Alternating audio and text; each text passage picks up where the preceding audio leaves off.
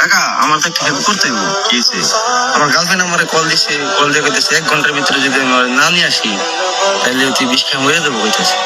ও, তুই মনে হয় খুব ভালোবাসিস না? অবশ্যই আমার অনেক ভালোবাসিস না? বাসি। 1 ঘন্টা মর বা এই যে আমি তোর কিছু কথা ঘুম, এই কথাটি শোনার পর মনে হয় তোর এই ভালোবাসাটা থাকবো না আমার। শুনবি কথাটি? তুই কি করস? বেকার বাপের থেকে। বেকার? তোর বাপের তোর নিয়ে স্বপ্ন আছে, তোর মার তোর নিয়ে স্বপ্ন আছে, একদিন তুই অনেক বড় হবি, হ্যাগো দেখবি, হ্যাগো কিছু খাওয়াবি। তোর বয়স কত এখন? 16-17। এই বয়সটা হইলে মন রাখা আয়নার মতো, যে সামনে এসে দাঁড়ায় ওরে মনে কর অনেক ভালো লাগে, বা মনে হয় যে ওরে স্যার আমি বাঁচুন না, বা আমি তোর অনেক ভালোবাসি। আমি তোর একটা কথা কই, আমাগো সিনিয়ররা ভুল করছে। আমরা যখন নাকি প্রেম ভালোবাসা করছি তখন নাকি তার কাছে গেছি, যায় যখন নাকি কইছি ভাই বাইর করে নিয়ে যাম বা বিয়া করুম হ্যান ত্যান, তখন হ্যাঁ আমাকে একটা থাপ্পড় দেয় নাই।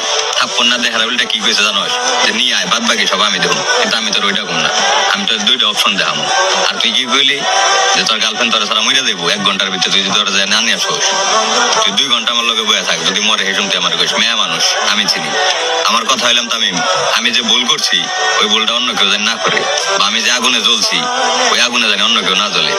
এই গার্লফ্রেন্ডও বাইচা থাকবো, তোরও ক্যারিয়ার হইব, যদি তুই নাকি এই পরিস্থিতি না নেস। আমার অনেক ভালোবাসে। হ্যাঁ ভালোবাসে, মেয়েদের ভালোবাসা বেশি দিন থাকে না। তুই বিশ্বাস নাহলে তুই যদি আজকে ছেড়ে দেখ, সর্বোচ্চ 15 দিন, এর ভিতরে হয়তো একবারে সিঙ্গেল হয়ে দেবো, নইলে অন্য ক্যারিয়ার ভিতরে ভালোবাসা ভালোবো।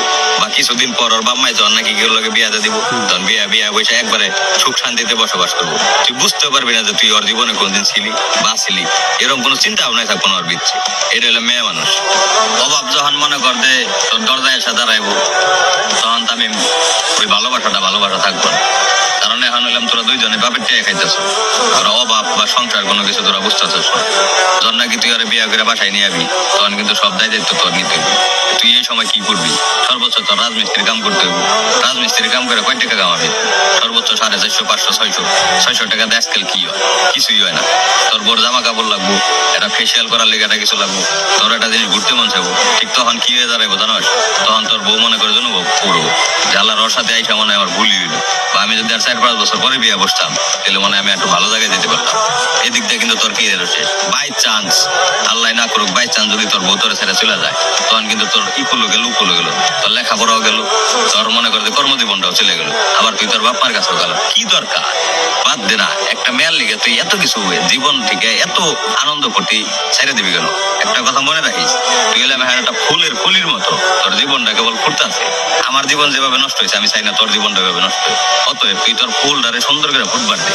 দেখবি তুই যদি তোর বয়স যখন 25-26 হয়ে যাবো, তুই এর ভিতরে যদি কোনো কিছু করস, লেখাপড়াই করস বা কোনো কাজ কামি করস, একটা সময় তোর বহুত টাকা পয়সা হইব বা বহুত একটা ক্যারিয়ার হইব। ক্যারিয়ারটা হওয়ার পর যদি তুই কেউ ভালোবাসো, তখন আমি তোর সাপোর্ট করবো। তাইতে আমি তোর কইলাম যে আমার কথা শোনার পর হয়তো তুই আমার আর আগের মতো ভালোবাসবি না। কারণ এই জেনারেশনের পোলাপান কি চায় জানো? যে লিড দিব মারামারি করুক, ওরাই ভালোবাসে, যে এই প্রেম ভালোবাসা নিয়ে সাপোর্ট করে।